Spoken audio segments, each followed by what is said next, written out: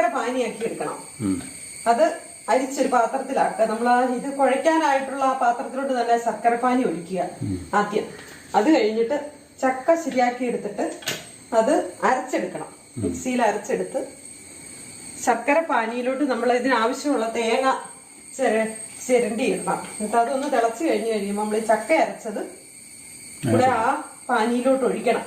എന്നിട്ട് ആവശ്യത്തിന് ഉപ്പും കൂടെ ചേർത്തിട്ട് ഇളക്കി യോജിപ്പിക്കണം. ഇച്ചിരി നേരം തിളയ്ക്കണം. തിളച്ചതിന് ശേഷം റവ ഇടാവുള്ളൂ. റവയോ അരിപ്പൊടിയോ എന്താന്ന് വെച്ചാൽ അവരുടെ ഇഷ്ടമനുസരിച്ച്. അരിപ്പൊടി ഇട്ടാ ഇതായിരിക്കും ഒന്നും കൂടെ നല്ലത്. റവയായിരിക്കും സോഫ്റ്റ്നെസ് കിട്ടാനായിട്ട്. നമ്മളൊരു കേക്ക് കഴിക്കുന്ന പോലെ.